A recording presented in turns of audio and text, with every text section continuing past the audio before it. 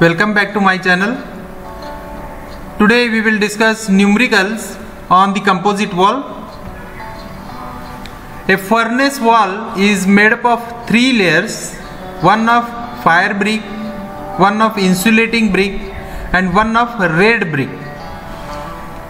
The inner and outer surface are 870 degrees Celsius and 40 degrees Celsius respectively. Means the outer surfaces T1, we can say here T1 and T2.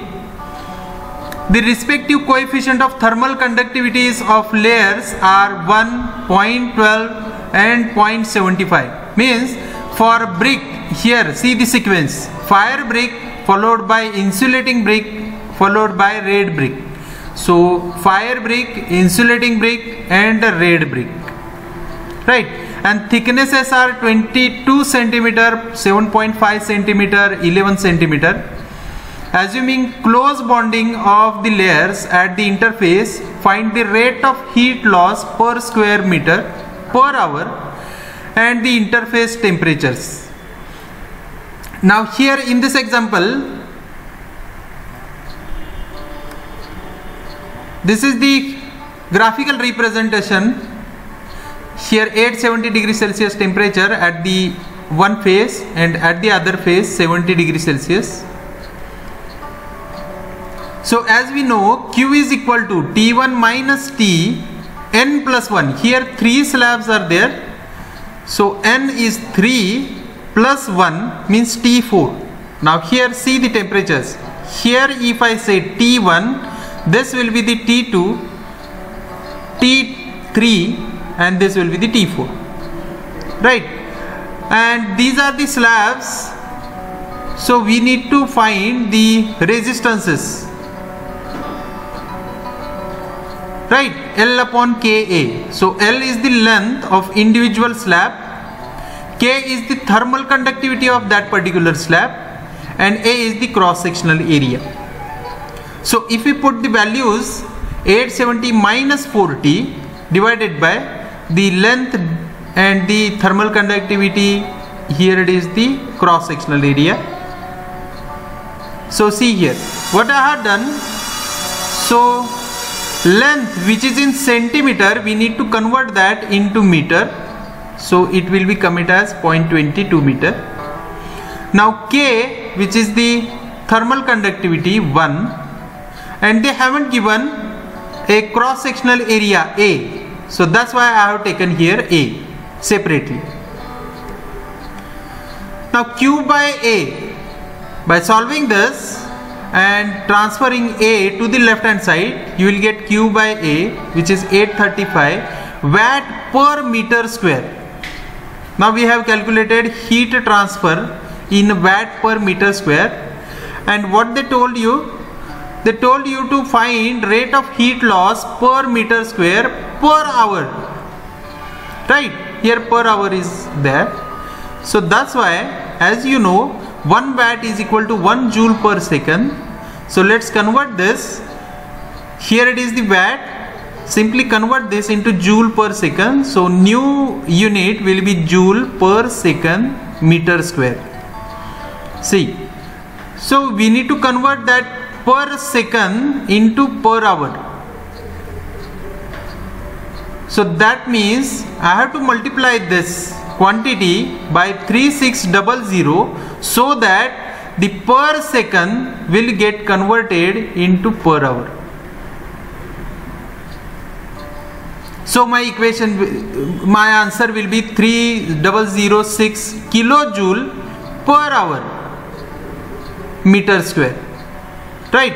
Hope you remember this. We need to multiply this by 3600 so that I will get the equation in per hour. And again see here kilojoule, right? So after multiplying to this, you will get 3006 000. So that 000, last 000, I have converted into kilojoule. Remember this one. So this will be the answer: kilojoule per hour meter square, Q by A. Now the next theme, the interface temperatures. we need to find out these interface temperatures T2 and T3, and for that I have to use, since I have calculated the heat transfer or heat loss rate, watt per meter square. Now take it in watt per meter square, that value. Now we are having the formula. If I consider for a first slab, I can write the formula in this way: Q by A is equal to T1 minus T2 for the first slab only. Remember this one, for the first slab. T1 minus T2 divided by L1 upon K. So if I put the values, 870 minus T2, which we need to find, 0.22 is the length, and K1 is the thermal conductivity. And now we know the value of Q upon A, which is equal to 835 watt per meter square. So after putting this value, T1, which is unknown, you can easily find out T2, which is equal to 686.5 degrees Celsius. Similarly, you can find for the second slab. For the second slab separately, I can write T2 minus T3 divided by L2 upon K2.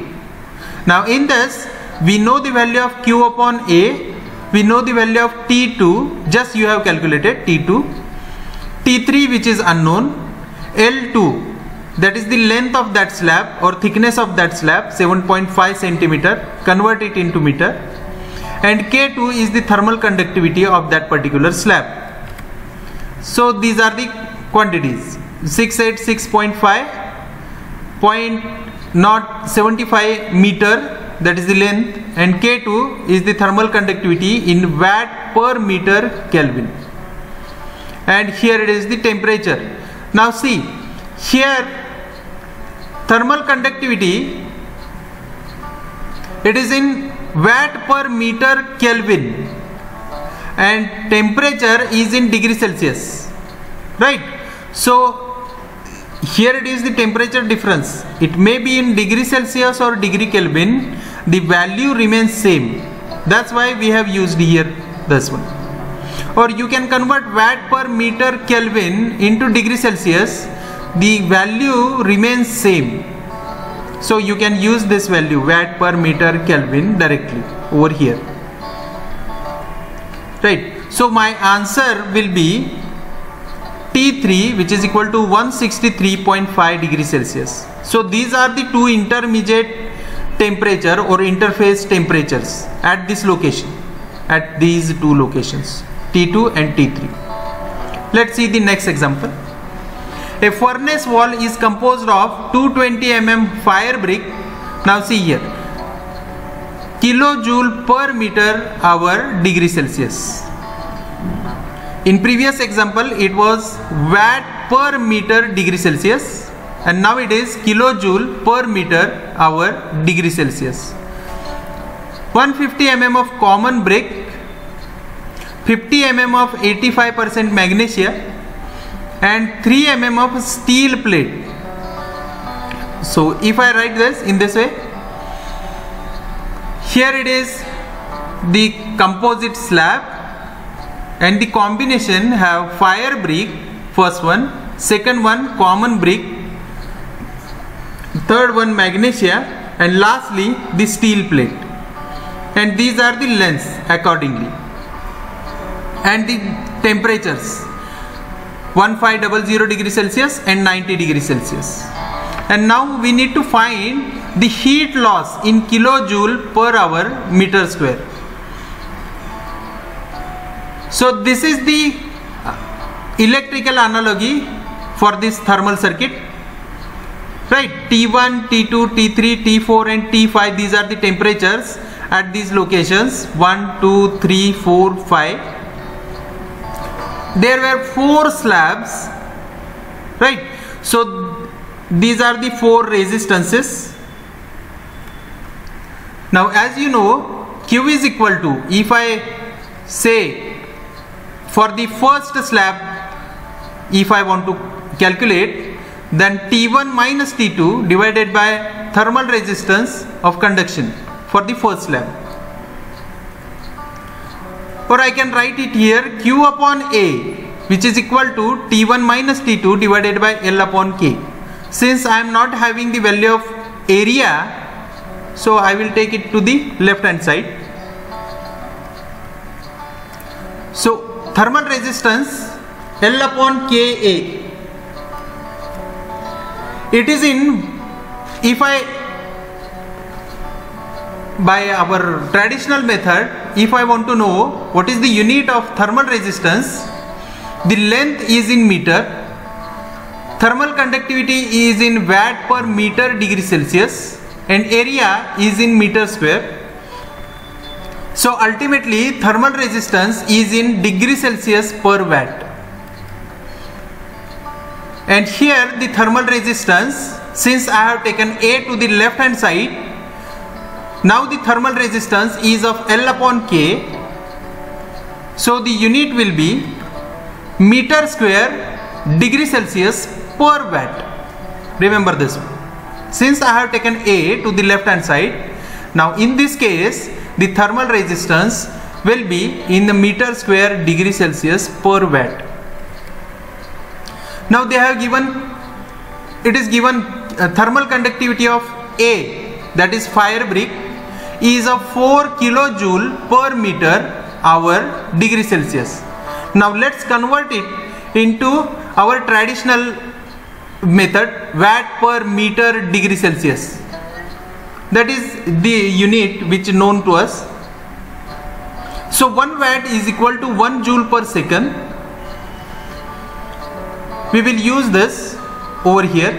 Since 4 kilojoule, I will convert it into joule per meter hour degree Celsius. So it should be 4000. Now 4000 divided by 3600. Why I have taken divided by 3600? Because I need to convert that per hour into per second. In previous example, I need to convert the per second into per hour. Means from this step to this one. At this, I have to multiply the 4000 quantity by 3600. But in this case, I need to convert per hour into per second. So I need to divide this by 3600. So the quantity 1.111 watt per meter degree Celsius. Right, this is the SI unit for this Ka. Now, as you know, just I have mentioned RTH A, which is LA upon Ka, 0.22 divided by 4. I have taken the units as it is. So my answer will be 0.055, and the unit of this, let's try to find out unit. So LA, which is the length, is in meter. Ka, which is thermal conductivity, is in kilojoule per meter hour degree Celsius. So the final unit of this thermal resistance is of meter square hour degree Celsius per kilojoule. So this will be the unit, meter square hour degree Celsius per kilojoule. Similarly, you can find the thermal resistance for B, for C also, and for D also. So if I calculate the total thermal resistance, it will be, since it is in series, so simply you need to add all these resistances. So this will be the total resistance. Remember the unit will be meter square hour degree Celsius per kilojoule. Now as you know, Q upon A is equal to T1 minus T5. See here, T1, which is the phase temperatures, right? T1 minus T5. In this circuit, the first temperature minus last temperature. So T1 minus T5 divided by the total thermal resistances.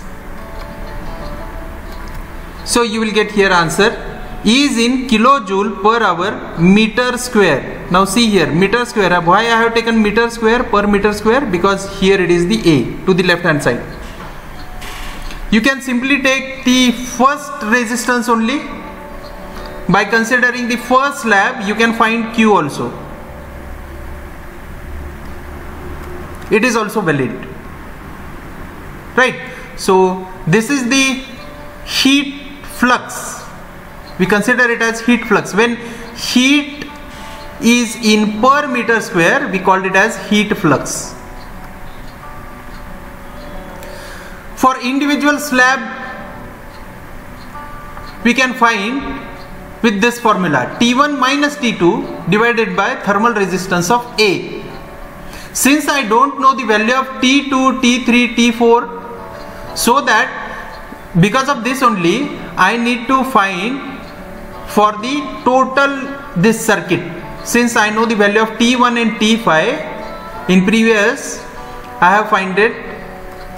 See here, I use this formula T1 minus T5 divided by summation of RTH. Why? Because I know the value of T1 and T5. If I know the value of T2, then I have to use the first slab only. See, if I rearrange the terms, T1 minus T2 will be this heat flux. Remember, this small q represent the heat flux, which is Q upon A, into thermal resistance of A. If I take the second slab, I can write T2 minus T3, which is equal to Q, that heat flux, into RTHB. Similarly, I can write for third slab T3 minus T4 is equal to Q into RTHC. Since I need to find out the intermediate temperature, that's why I am doing this. For the last slab, T4 minus T5 divided by RTH, thermal resistance of D. If I rearrange the terms, I will get T4 minus T5 is equal to thermal resistance into Q. Right? So let's find out T4 by using this formula. See here T4 minus T5 is equal to this much. So that T4 is equal to this quantity plus T5. Right? So by using this, you can find the value of T4. Similarly, by using this equation, simply rearrange this equation. You will get the value of T3. Here T4, you have to put this value T4 over here. The resistances which you know in a previous findings, Q also you know, Q by A. So this value is known, this value is known, and this value you have calculated by using this term. So you will get the value of T3. Similarly, you can find the value of T2. And similarly, you can find the value of T1. Yes, T1 is known to us, but for a check the value of T1 which we have calculated and which given in example, if it is same or approximately same, then my all the calculations are correct. If it is not same, suppose here 1500 is given and your answer by using this equation, if your answer is 1200, then something went wrong over the calculation, right? So for checking purpose only, we can use this equation finally, right? So you can cross check your answer with my answers T4, T3 and T2. Don't only listen the videos, at the same time you need to calculate this, right? Okay, thank you and stay connected.